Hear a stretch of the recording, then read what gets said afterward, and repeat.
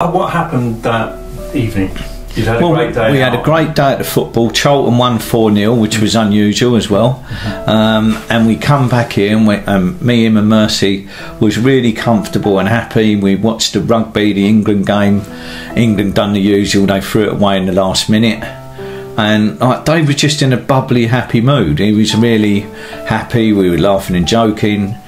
We said probably, it was about 10:30, 11, me and Mercy and Dave. Dave said, I'm just going to go upstairs. I think he was going up to make phone calls, but he went, I'm off upstairs now. We said, well, we're going to go to bed now anyway. So we went to bed. I watched a bit of Match of the Day in bed. And Dave was on the phone, but we fell asleep. Me and Mercy fell asleep probably about 12:30, 1 o'clock. I woke up about 3 AM to go to the toilet, and I could hear Dave chatting on the phone in his room. Do you know who he was calling? No, I didn't. We found out after, I think it was Angela, Mercy's mum, he spoke to.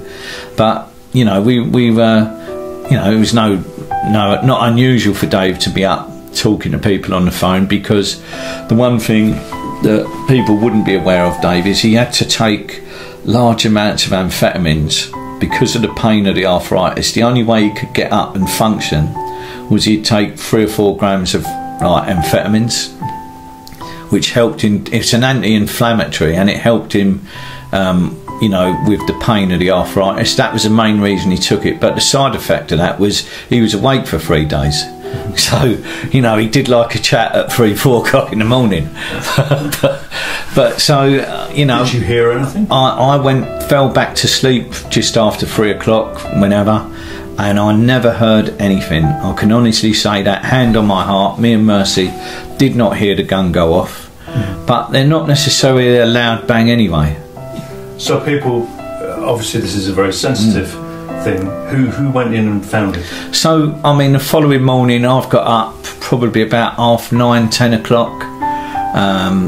Mercy went downstairs to make the tea like she usually done, and I just went in to check Dave to see what he'd want for breakfast. And as I opened the door, Dave was lying on the bed.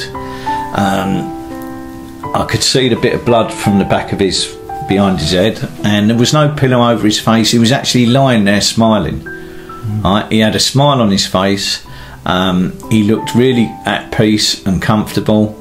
But I touched his head and he was freezing cold. So I obviously walked around the side of the bed, see the gun on the floor, knew what had happened. I shouted down to Mercy. I said, he's done it.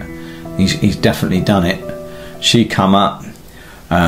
She come in, and none of us, because I want people to understand, Dave did not look horrific. Right, the bullet didn't come out the side of his head. It looked like he had a bump on the side of his head, and even his mum, who went to see him in the funeral parlour, said he actually looked worse when he was alive. So, that is what his mum said after seeing him in his casket. But Dave looked at peace. Do you know what I mean? Because people were saying that obviously if he shot himself in the head, that it could have really damaged his head. Yeah, but it was a small bullet he used. It was like something like a 2.2 bullet, I think.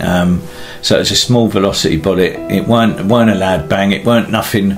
It was nothing traumatic for me and my missus to actually experience. Do you know what I mean? I see my best friend at peace. I knew the pain he was in, and on that moment, obviously, I shed tears because I'd lost probably the best and longest friend I'm ever going to have in my life.